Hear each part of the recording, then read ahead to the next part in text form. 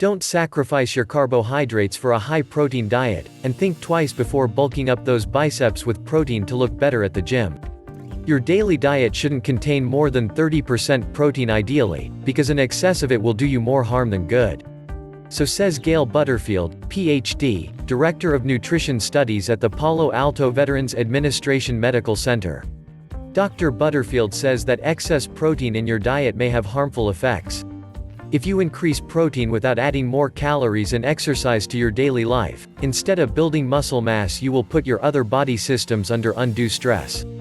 And eating more protein while increasing calorie intake, but keeping at the same exercise levels, builds an equal amount of additional fat and muscle.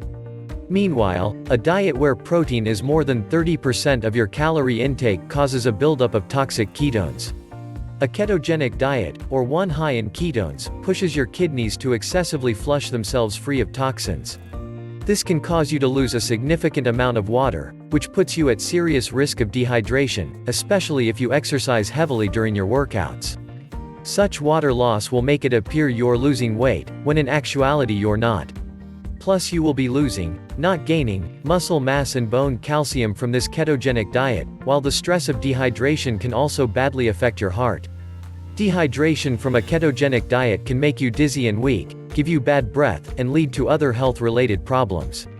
This can be the result of a high-protein, low-carb fad diet, one that emphasizes proteins excessively. Actual protein deficiency is a very rare condition and is confined usually to elderly women or persons with eating disorders. Protein deficiency is defined as eating 50 to 75% of the recommended daily amount of protein. You should consume 0.36 grams of protein for every pound of your normal body weight, according to the U.S. Recommended Daily Allowance, or RDA, guides. And protein should make up about 15% of your daily caloric intake, not go well over 30% of it. Protein is absolutely required for your body's normal functioning, as it helps synthesize your enzymes and hormones. It maintains your fluid balance and the building of antibodies against infections.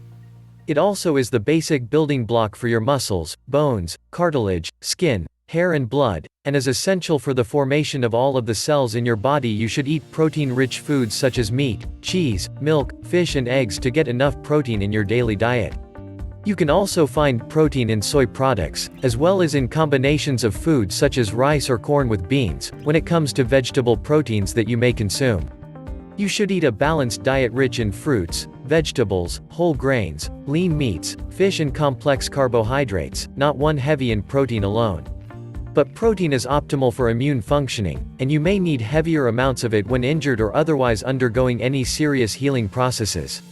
Proteins are made up of several different amino acids, some of which your body can make on its own. But some of them have to be ingested. These are called the essential amino acids. You must eat a variety of foods to make sure you're getting all of your essential amino acids. Lack of these can cause growth failure, loss of muscle mass, decreased immune system functioning, weakening of the circulatory and respiratory systems, and even death.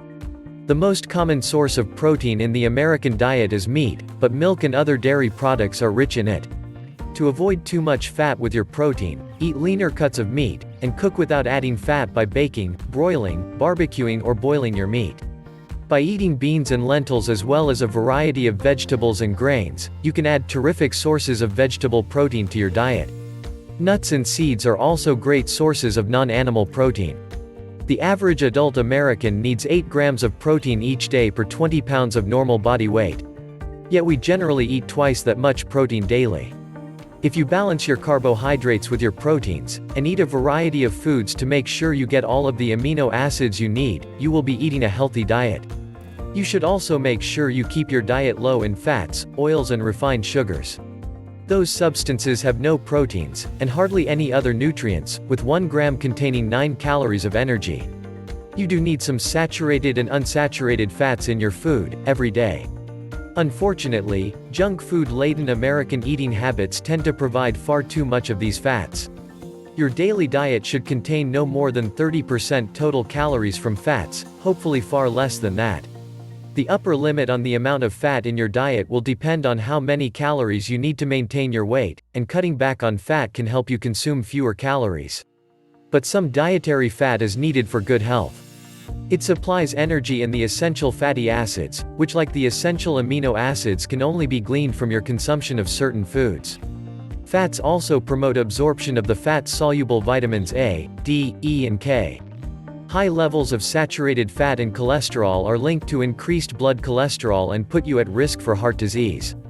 Fat is also associated with protein-rich foods such as meat and dairy products.